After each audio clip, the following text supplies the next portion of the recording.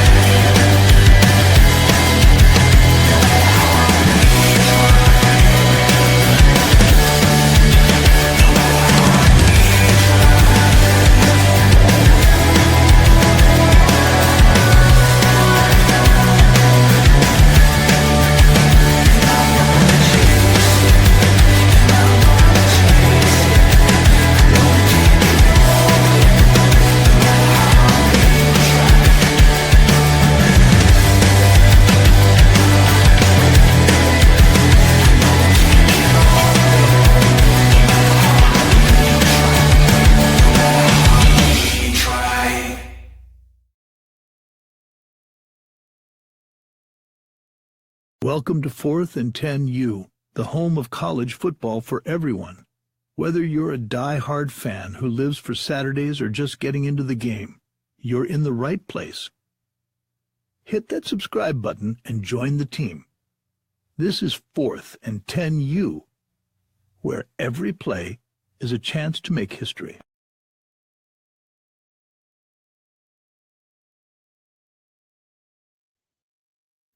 Good afternoon, ladies and gentlemen. It's a brand new episode here at 4th and 10U. I am your host, Ali the Persian, and this is Mike on the mic. What is going on, Mike?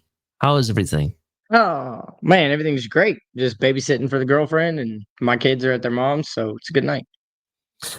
Definitely a great night. Make sure if you're brand new to the show, you subscribe, hit the like button, everybody. Make sure you hit the like button. Turn on the notification bell. If you're new, we have a lot of content that is pumping out. You may have heard in our last episode, Kick is coming to 4th and 10U, or we're coming to 4th and 10U, whichever way you want to put it. We're also, you can find us on Spotify. So definitely check us out there. Follow us on Twitter. I've already put out an article on Twitter recently. And we're going to be putting out more articles. You can find content. You want to chat with us, DM us, whatever. You can contact us there as well. Pretty soon, we're also going to be hosting spaces on Twitter, so get ready for that as well. But we have bigger news. We got a lot. Bigger news, Mike. Go ahead, Mike. You're on it. Go for it. Yeah, the bigger news is we got a live show coming. I'm going to check the date really quick so I don't give y'all just a random date. It'll be on the 5th of June. No, the 12th of June. The 12th of June, we're going to be doing our first live show here on 4thand10U. And then we'll probably be doing some more on TFTG, but we'll definitely be on 4thand10U live.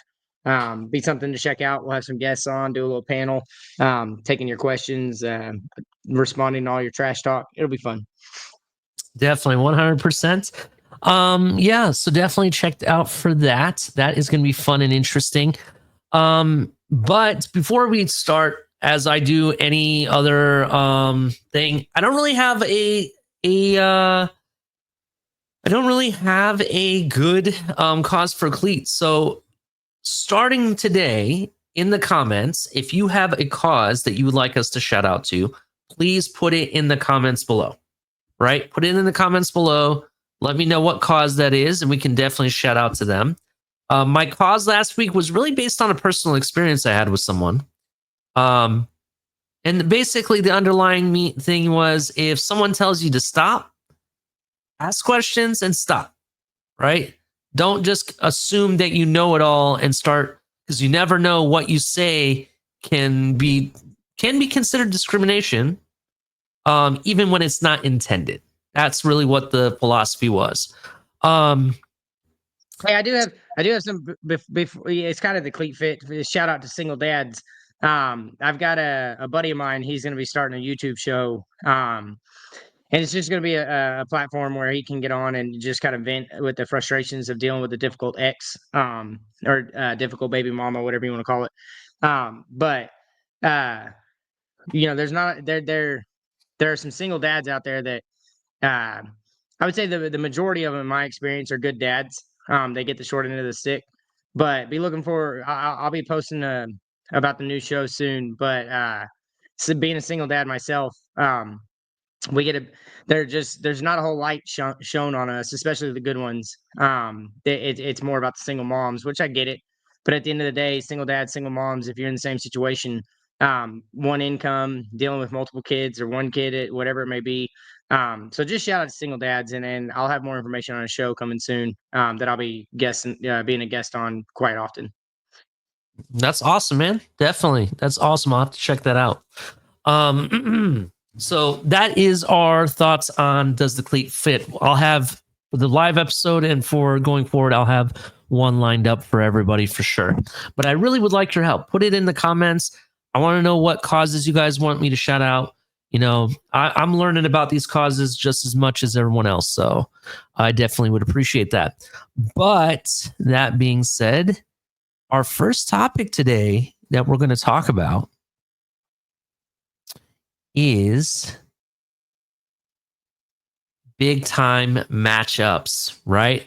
Week 1 has a slew of matchups in this week 1 of college football, right?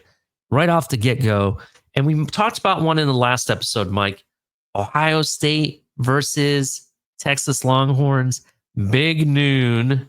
I'm sorry, the title itself deserves prime time. I'm going to keep on that. I know we argued it out or kind of talked about it last episode. I'm still thinking this game should be primetime regardless, right? Even the most watched game in the college football playoff was the Ohio State versus Texas game, right? That game was watched nationally, and I would even say globally, more than any other game in that college football playoff. Even though each game they broke records, that was the big one. Why not have it on prime time? The fact that it's not being played on prime time is tragedy in my opinion. But enough said. We talked about it. You explained why that, Zach Sarkisian and Del Monte or Del Conte or whatever his name is want to go to church, and they're worried more about coming to Jesus. I understand they want to take their loss like men, and then maybe church. I understand. I'll let you have it. I'm gonna stop talking. I said I'd stop talking when it gets here. I cannot wait for the first show afterwards. Hey, all I can say is that this game or the field, right, is my church. It's my place of worship. That's what I'm gonna say. So now we'll stop talking about Ohio State. Keep my mouth shut. Here we go. We will not talk about that matchup unless it has something to do with an upcoming game, or it has to do with when we break down the Big Ten. Because one of these episodes we are going to break down. We're going to have several episodes where we break down every conference and what those teams can look forward to. So we'll talk about that more when the Big Ten comes up. And no, the Big Ten is not the first conference we're going to break down. It'd probably be the ACC, to be honest. But let's talk about some of these big time conference games that we have coming up. Week 1, and I just want your thoughts on this quickly. Nebraska versus Cincinnati. It's Dana Holgerson taking over Nebraska, so the play calling there, so that'll be interesting. But Dylan Raiola, a simplified scheme, I should say. Let's see what else. This is a 9 p.m. This is a 9 p.m. Eastern time game played out on Thursday, right? And I think it's big because Dylan Raiola is the big person here, right? He's a former 5-star quarterback recruit, formerly was committed to Ohio State, switched to Nebraska. Don't ask me why Nebraska, but from my understanding that he has an uncle or somebody that is connected to that program, and that's the reason why. But he's being considered a dark horse to emerge as one of these big time quarterbacks of the season, right? And I think that's why this is big. It puts him on primetime Thursday night, and it's the first game of the season for him. So I think the spotlight is mostly on him. So Matt Rule, for example, who raved about Raiola's development during the spring game, and Holgerson tinkered within the Huskers playbook toward the end of last season before handing play calling duties during Nebraska's bowl win versus Boston College. So I mean, to me, everything is speaking Raiola. He's going to be the big question mark. That's what makes this a big time matchup, to be honest. Cincinnati, they're one of those teams like every other year, kind of. That's what I call them. Every other year, Cincinnati. Some years they have very good defense and whatnot. We'll see what they do. I think Nebraska has that game in the bag, and I think I'm going to go ahead and say it. I think Raiola is going to have a heck of a game. That's what I think. What do you think? Any final thoughts on that? No, I mean, I'm not.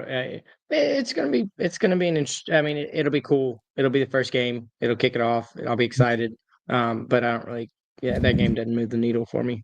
Doesn't move the needle. Okay, fair enough. This next game should move the needle because it has prime time literally in the game, right?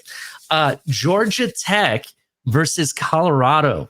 This matchup is Friday, August 29th, 8 p.m. They're playing at Folsom Field in Colorado. So it's a home game for the Colorado. Deion Sanders' tenure at Colorado enters a new era without Shedeur. So the question mark is the next quarterback going to step up, right? Will Deion Sanders continue to be able to bring talents? Because now you don't have Travis Hunter there either. A lot of their good receivers have left now. Have they brought in enough talent? Yeah, have they brought in enough talent to recoup from that? And then you got Georgia Tech. Georgia Tech has been an interesting one. If you remember, I like their quarterback. Georgia Tech also upset 2 teams last year, I want to say. I believe they beat Miami and someone else, I want to say, right? Yeah. So they're one of these tricky teams that on any given Saturday, they can really take it to you. So I think that's going to be a big matchup. Prime time, in my opinion, Deion Sanders has more to prove than Georgia Tech does, in my opinion. Agreed. They have more to prove because before it was he has Shedeur Sanders, he has Travis Hunter and these good receivers, and that's why it's so good. Now we really get to see him in his element of is Deion Sanders the type of coach that can bring talent when it's not already there or he doesn't already have it to bring? And can he be the coach that we think he can be? Right.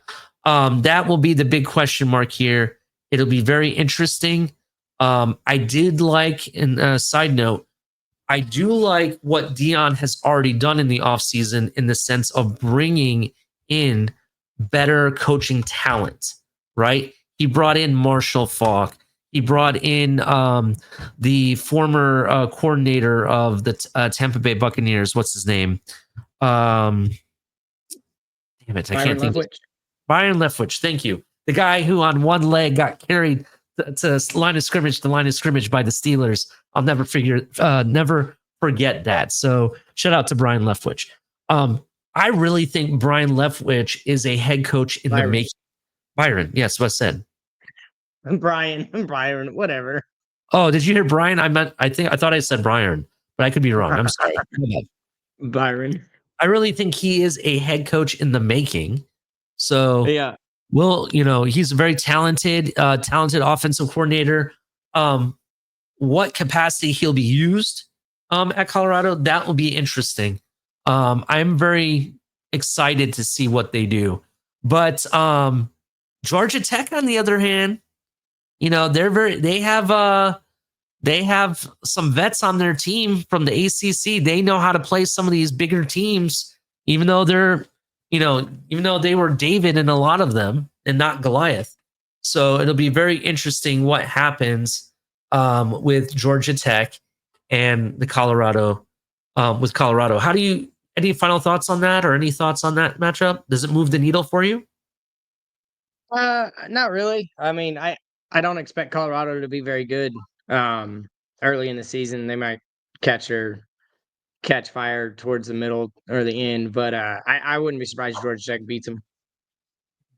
Interesting. Okay. All right. Next matchup. This is a big time noon game, Saturday, August 30th. Syracuse, who had a hell of a run in the ACC this past season, right? Versus SEC's talented Tennessee, right? This is an interesting matchup. It's kind of a big matchup because both teams have quarterback question marks, right? I want to say it was Syracuse that had like 4 or 5 guys vying to see who could be number one. The question is, transfer quarterback Joey Aguilar is competing for the right to earn the first team honors for the Vols. That shouldn't say transfer. That should say trade acquisition with UCLA is what it should say. I'm glad you said that. That's the interesting thing to say, right? Trade acquisition. It just so happens that the quarterback that came from the other team, right, went to UCLA, and then they basically sent their player to Tennessee. Is that what's going to replace the transfer portal? Will it be trade? I feel like it was a trade, but we can talk about that on another episode. I was sorry, but I do. It was the first trade in NCAA history, if you ask me. Actually, we might talk about that in this episode because the next subject goes along with what's best for college football.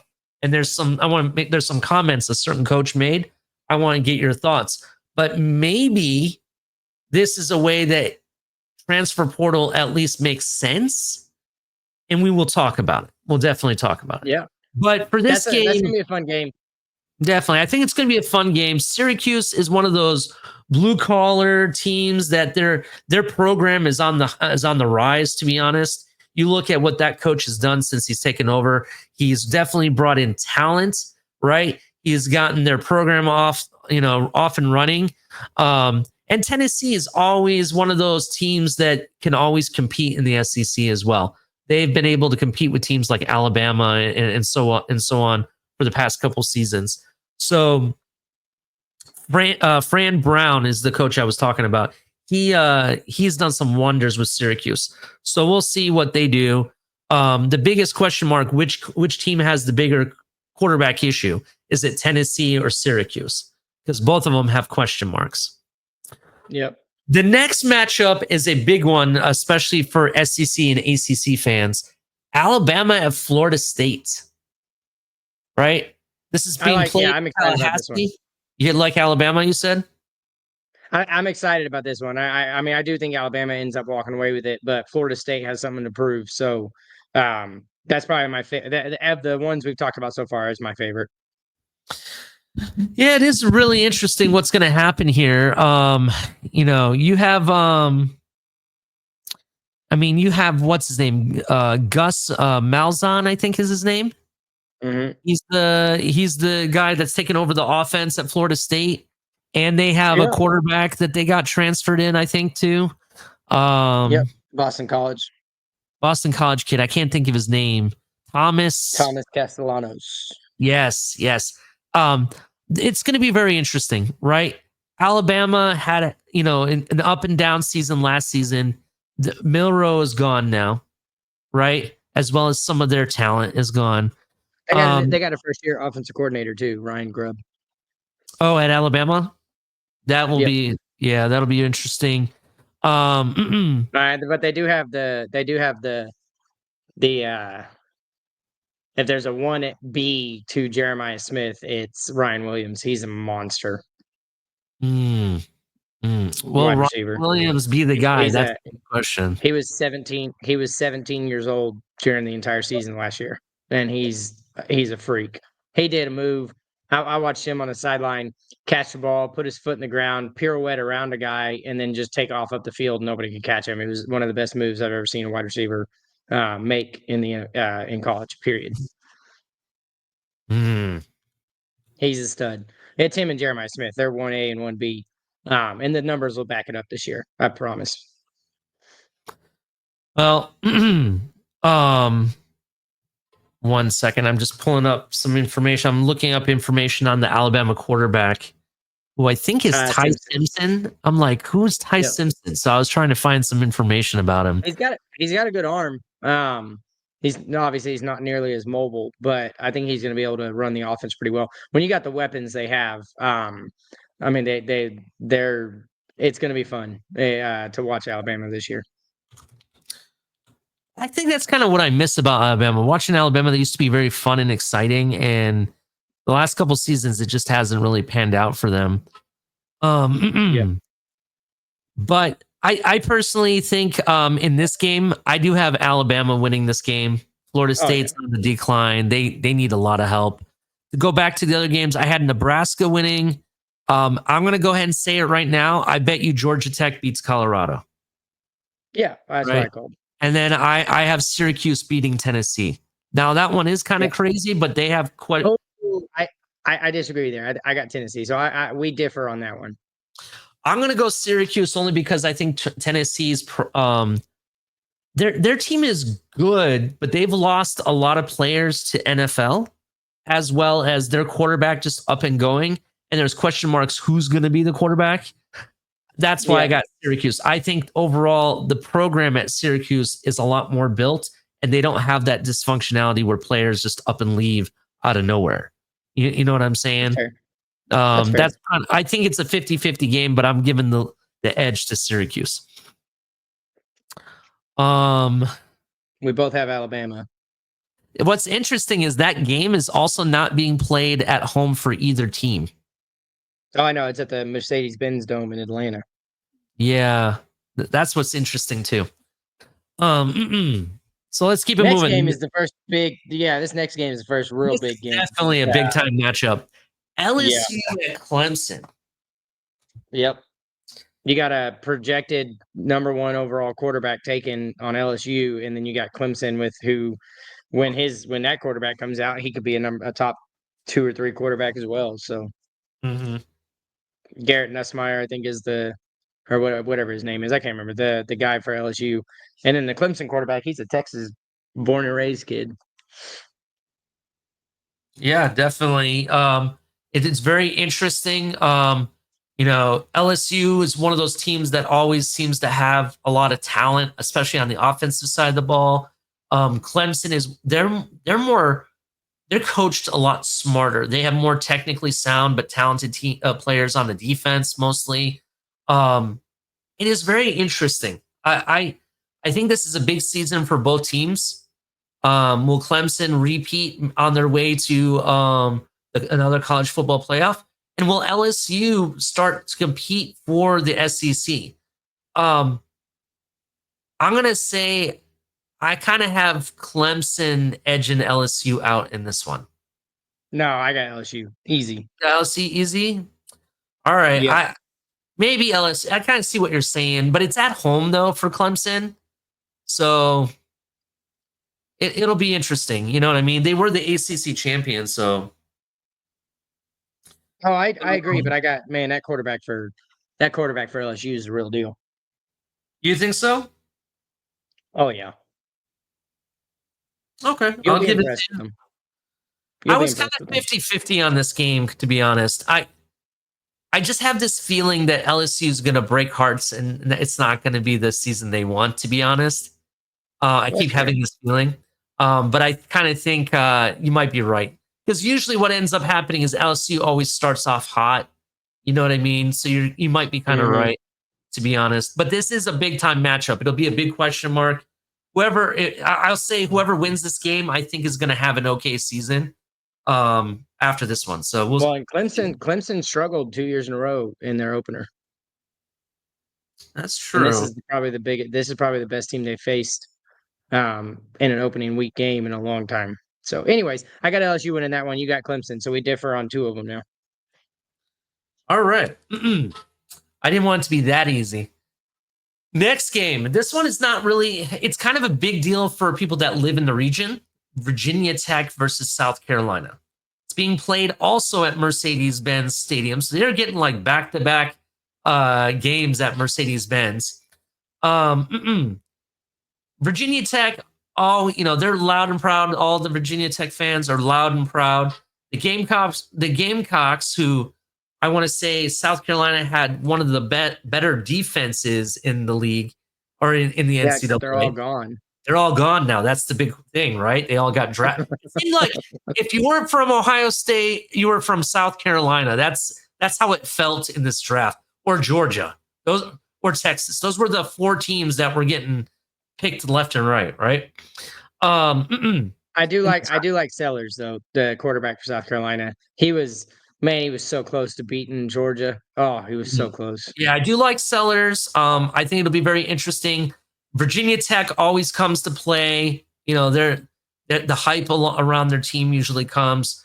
Gamecocks were 1 victory away from reaching the playoff for the first time since 2024. First time in 2024 ever. So because they've never been in the college football playoff. So it's going to be very interesting. I'm going to say South Carolina in this game. Yeah, I got South Carolina winning. Yep, I got this game too.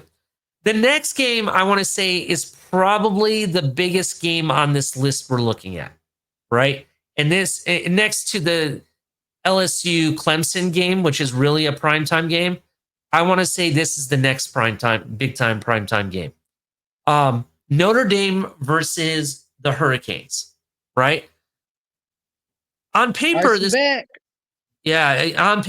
is a huge matchup. You look at the coaches, you got Mario Cristobal, you have the coach for Notre Dame, Freeman. It's huge. My thing is that I think this game matters most to Mario Cristobal.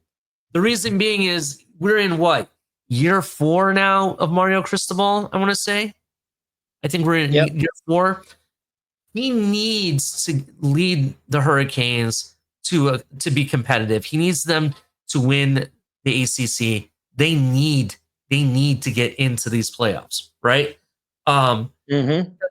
You're bringing in all this talent. It seems like every other time I'm looking, Miami's getting a new 4-star, 5-star commits. They may not be getting all the 5 stars, but they're getting crap tons of 4-star commits here and there, right? They're getting like the best quarterback in the nation. They got Carson Beck, which is big time money transfer portal person from Georgia, right? They need to win, and they need to win now. They can't afford to lose to teams like Syracuse or be down by 20 against Cal, only to have to wait to the last second to win it, right? They can't be in games like that, right? How many Pop-Tart Bowls do you really want to be in if you're a Hurricane fan, right? And I said that with exclamation point because they were in the Pop-Tart Bowl. I'm sorry, if you saw that trophy, it was a joke, right? So for me, if I'm Mario Cristobal, I need to show that I'm the guy and actually deliver. And they have a lot of talent. They just haven't been able to put it together. Notre Dame, on the other hand, very well structured team, right? I want to say it's Marcus Freeman, right? Is there a coach? Yep. Yeah. Yep. Marcus Freeman, he's put it very well together. He's very well liked in that entire region. Like I said, when he comes to Ohio, they treat him like royalty. He has everything going for him. Players want to come play for him. Players trust him. They played their defense was very well structured against Ohio State in that national championship game. And because they were there, that, players want to come play for him and whatnot. So what does he have to really prove? Yeah, he didn't win the big game, but he's been there.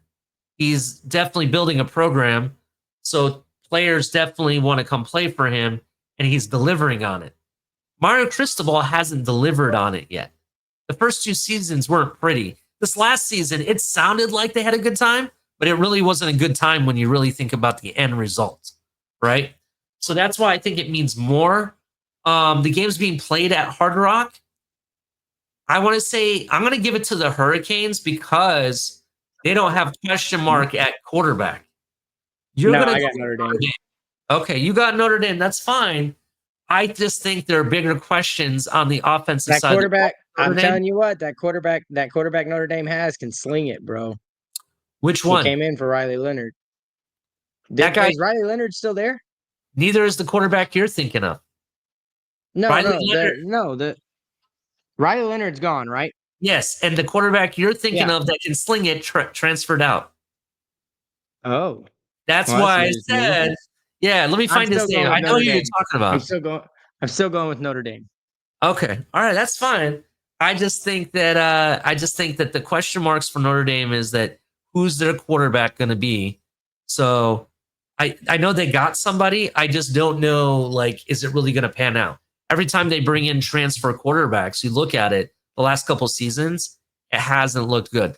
Leonard was good. He at least got him to the big game, right? But even then, it wasn't enough. You know what I'm saying? Well, this next game is, I think it's fitting that they made it the last game of Labor Day weekend. Yeah, I definitely agree. So you have TCU versus North Carolina. 8 p.m. game being played at Chapel Hill. Bill Belichick, if he survives the June 1st cut. That is the question mark, right? I don't know if I know we're making fun of it a little bit, but did you see the AI memes that have been going around? No, you gotta send them to me. Somebody put in AI. They say it's in the game. I think it's a joke, so I'm gonna go with an AI. Oh, you're talking about the college football one. Yeah. With his little boo thing on there. Who they're now engaged, apparently. Yeah, apparently they're engaged, but it's funny how they supposedly put her in EA college football. Supposedly. Yeah. I don't know if it's true. With a headset on and everything. It's pretty funny. It is pretty funny. Look, who do you have in this? TCU winning. I have TCU winning too. I kind of feel like the first season of Bill Belichick being the coach there's a lot to do. You got to bring in your coaches. You got to get the recruit off the field. They had a lot of good player talent transfer out of North Carolina, right? In fact, Ohio State got their defensive end that was really, really good. So it'll be really interesting. Down here in Texas, there's a whole lot of love for Josh Hoover. Quarterback. Yeah, I heard he's one of the most underrated quarterbacks too. So that'll be very interesting. I have TCU winning this. The Frogs are going to win it, bro. So I'm not worried. Yeah, I'm not worried about that. Interesting. So we differ on the Notre Dame and Hurricane game. We differ on Clemson and LSU, and the Syracuse Tennessee game. Right, that's where we differ. All right, we'll see. We'll see who's We'll see who wins this week 1 Oh, match. we'll be making picks. We'll do 4 or 5 picks every week during the season too, and see who can have the better record at the end of the We'll year. revisit this. We were just talking prematurely a little bit, so we'll definitely revisit. It'll be very interesting. The next conversation, which I am bringing up Ohio State, but I'm bringing it up versus another Shocker. team. It's Shocker. a question. It's a good question, though. OSU or LSU? Someone asked me this question, and I debated it. And in my opinion, You debated spelling receiver right too. oh shoot, I didn't see that. Thank you for throwing me under the bus. Oh, it's a good question though. Who is it? Receiver U, because I mean LSU and OSU have been putting out studs left and right for the last 6, 7 years now, even longer. Capital, just so you can, just for you. Oh, you're so sweet.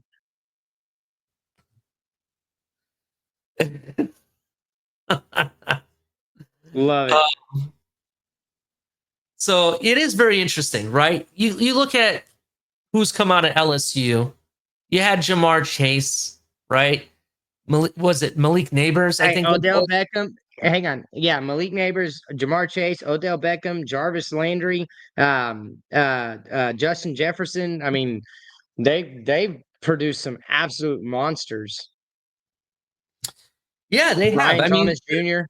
The top 4, in my opinion, is Justin Jefferson, Jamar Chase, Odell Beckham, and Jarvis Landry. Those are the top 4. Yeah. Recent standout is Malik Neighbors, right? I don't put him at the level of the other 4 yet because he hasn't gotten that far with his thing. Well, don't sleep on Brian Thomas Jr. either. That is true. There's Ryan. There's him as well. You know, but then you go down to OSU and you can go down the list as well. Chris Olave. Oh, hold on. Let me do the honors. I know you're trying to take my thunder here. Let me do the honors. And this is only a portion of the players, because if you really wanted me to give you the full list, it's so long. I don't know. I think there's a definitive winner here. You got Marvin Harrison Jr., you got Garrett Wilson, you got Chris Olave, you got Terry McLaurin. You want to go to more recent, you got freaking Jeremiah Smith, and they just got what's his name? Mark Henry Jr., right? Who's a top 5. Joey Chris Henry Jr., I'm sorry. You also got what's his name? Quincy Porter Jr., who's going to be a big time player this year. You wait for that. You think Jeremiah Smith is good? Wait till you see him. Hey, talk about the ones in the pros. Don't talk about the ones on the field. Okay. So I mentioned Chris Olave, Garrett Wilson, Marvin Harrison Jr., Terry McLaurin, right? But let's talk about others. There's other players like Santana Moss and several other receivers, David Boston. The Hall of Famer, Chris Carter. Let's not forget about him. A guy that you and I know from back in the day, from Dolphins versus Patriots. Glenn, the wide receiver. You know who I'm talking about? Yep. Terry Glenn. There was also a big time receiver that played for both Seattle and Dallas, Joey Galloway. Let's not forget about him, right? These are all guys that went to Ohio State that, though they may not have had the biggest, thing, they had a hell of a career. To me, though, when it comes down to it, if you really look at it, while LSU has produced some of the most electrifying wide receivers in recent memory, Ohio State sustained success in developing and sending wide receivers to the NFL, particularly in the first rounds, gives them the edge. If you look at all the first round talent that they have put out and have done it consistently, right? And I think in that aspect. Don't forget about Ted. Don't forget about Ted Ginn Jr., bro. Oh shit, yeah, not even forgotten about him. These are all players that they have put out that I kind of feel like, if you look at the totality of it, I think OSU owns that moniker as wide receiver U. I'll be honest about it. I wouldn't argue.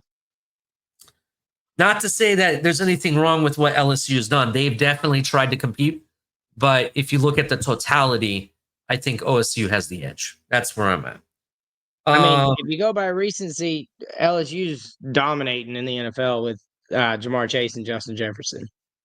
yep, 100%. I agree with that.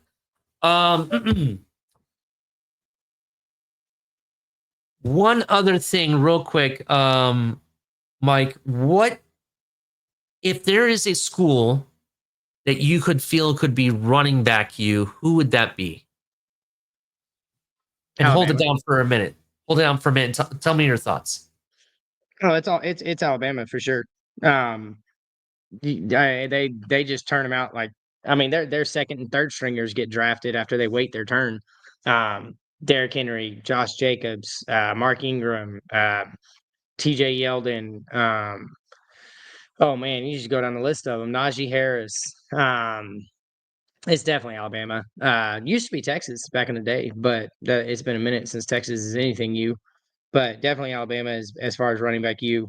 I guess if there was a second, if I had to put a second on there, I mean, I guess I have to say Ohio State's up there too. But no, it's definitely Alabama for me. I mean, every time they get a running back, he gets drafted, and he's usually really good. So. I have to agree with that. The record shows that Alabama's running backs usually are the ones that mostly contribute and right away, first round talent or even second round for sure. But Ohio State has put out a lot too. But over the years, I want to say Alabama is better at running Oh, backs. it's Alabama by far. Ohio State's put out its fair share of good ones, but Alabama. Mhm. I mean, I go down for the last 15 years. You go find every single year they have a running back that gets drafted. And it's not just some of them haven't panned out, but the majority of them they're really good in the pros. In fact, I even remembered when they had two running backs, one year. Kenyon Drake was And another one. who was the other person that you just mentioned? Kenyon Drake. I mean, I went down the Kenyon list: Drake. Mark Ingram, Yes. T.J. Yeldon, Derrick Henry. Yeah. Yeah, I mean, and Saban at the time said Kenyon Drake was the best running back he'd ever seen. He just couldn't stay healthy. Yeah, yeah. He was hell of a running back for us for a hot minute. So yeah, The definitely. the Miami Miracle in against New England was all Kenyon Drake. Yeah, I agree. Next subject here. Actually, I think that was. Oh, yes. One other subject here, and I'm going to remove this. This next one. Did you hear what Kirby Smart said? What he thinks the biggest issue in college football is? Transfer portal.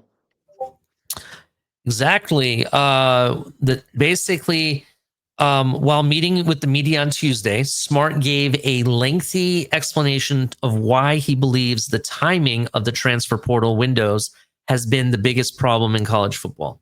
The timing. Yeah, they do it during bowl season. It's stupid. It is stupid. There are currently two windows during which players can transfer. One is December and one in April. Smart wants there to be only one transfer window, and he says that other coaches anonymously agree with him. Is what I think it's smart. saying. Make it in the summer. Yeah, so he says the biggest decision right now that has to be made for me by far is when the portal window, and is there one or two windows? Now, I think that there should be one main window. This is my opinion. One main window, followed by a second window that's only made in the event that, let's say, your head coach is gone, your coach leaves or whatever, right? I kind of feel like that's kind of like a reason that should allow you to trade, or not trade, transfer. Now, I've said that all along.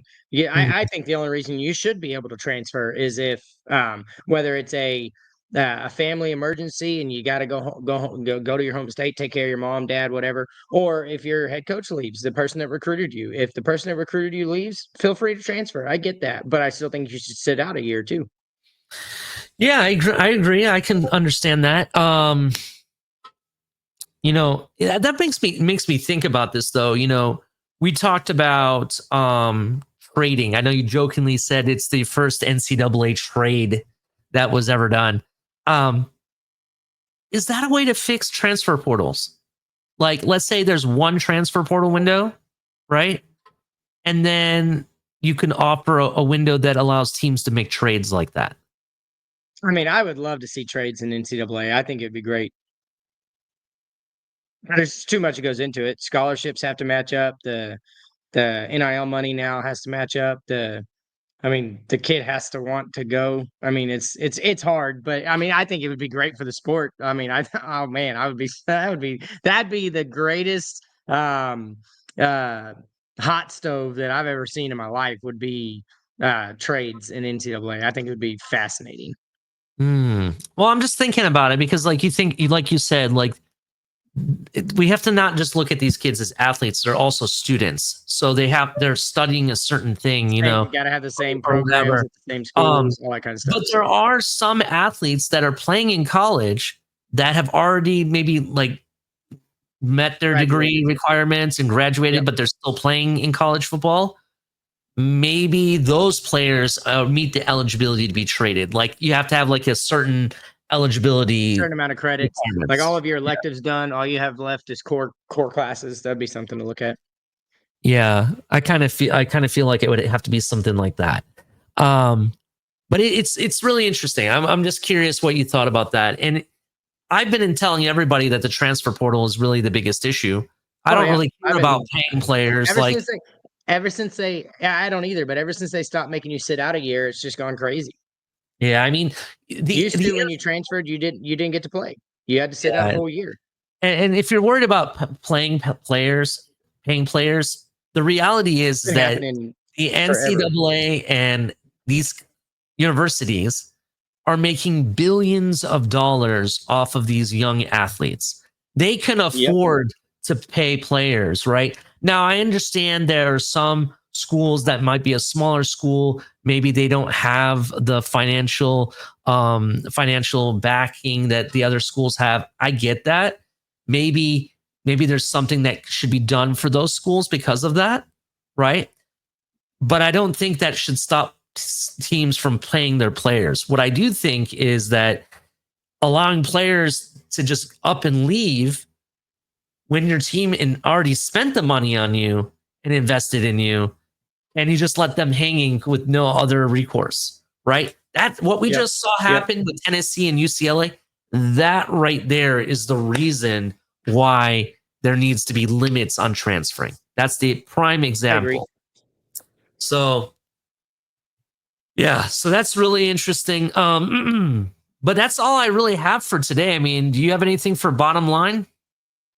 No, I mean, I think you know, the transfer portal is going to be something that it's a soapbox for me. I am fascinated by some of these first week matchups. The LSU and Clemson game is going to be super fun to watch. I'm eager to see what a Bill Belichick college team looks like. Do they have discipline? Are they, lots and lots of penalties? What's going to happen there? Kind of eager to see what Aguilar does for Tennessee. But yeah, it's been a good show. But as far as the bottom line is Ohio State's gonna get their butts kicked. That's the bottom line. Oh my God. Well, you know what? I don't believe so whatsoever. I promised I wasn't going to bring up that team. I have to say that team because I said I wouldn't bring him up unless it was related to something we were talking about. What I am going to bring up is that team up north that I'm not going to say their names because they don't deserve it. They're about to hit the hammer. By the time this episode comes out, good. Yeah, go ahead. By the time this episode comes out, that the next day or two from the time this comes out, they're going to be hit with a hammer, or at least we think we know that they're going to get some type of penalty put on them. What that is, we will hopefully find out. Hopefully, when that news breaks, I will probably have a short but sweet video that I will try to put out immediately, with reports of what that was and what it entails. So keep an eye out for that. Oregon just lost a big time recruit, and Dan Lanning was seen when he locked him in, jumping in a pool with him, and they just lost that guy. Oh yeah, you just reminded me. That gentleman has set up some visits, one of which is a team that Texas. I'm not allowed to mention, and Texas. That's true. Yeah. Here's a name that you might remember, Fitzpatrick. Do you remember Fitzpatrick? Our team drafted him in. Well, Okay. Well, Fitzpatrick Mika has a brother. His brother happens to be a 5-star corner that is in the 2026 Ooh, recruiting stage. And he has nice. set up he's coming down to like his top 5 or whatever. And OSU, from what I understand, is possibly on this list. So that will be very, Nice, very dude. interesting. Not Alabama. Yeah, was it Alabama? Hold on. I have some more news. Thank you for reminding me. USC, I know, signed a big time tight end recently. They got to commit. But Alabama, I want to say, got something recently. Let me just find it real quick. So Mark Bowman, the tight end, 5-star tight end, he committed to USC. So big time commit to them. Let me find it. I saw it somewhere. No, it looks like it does look like it was just USC that got the tight end. I thought Alabama got a tight end too. I was going to highlight them. But here's some news. Notre Dame's Marcus Freeman, this came out yesterday. Marcus Freeman wants to play USC every year. I mean, that's always been a great matchup. I don't know why they did away with it. Notre Dame, University of South California, definitely a big time matchup. Very, very excited for that. You know what else I'm excited for? The ass whooping Texas is going to give OSU. No, the steak I'm gonna be eating. I'm gonna be eating those Longhorns while I'm watching that game with no A1 sauce. I'm gonna eat it raw, and you're gonna actually pause. Hold on, I shouldn't have said that, but I'm gonna tell you straight up, no ass whooping coming here. I'm gonna tell you that. Yeah. With that being said, everyone, make sure you hit the like button, subscribe if you're new, follow us on Twitter. We're going to be putting out news that we're going to be on Kick soon. I'll tell everybody how you can watch us on there. But ultimately, the big time news live. What was the date again? Put out the date again. I'm pulling it up. It's going to be June 12th. June 12th, you can find us live here on 4thand10U. That will be very, very interesting. You're going to see a lot more episodes coming out soon. I'm going to be transferring episodes from our old location to our own channel here. So you get to see some of our older content.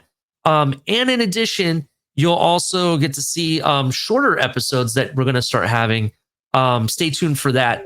There's a lot of content coming to this channel. So we really appreciate you all. But with that, have a wonderful night.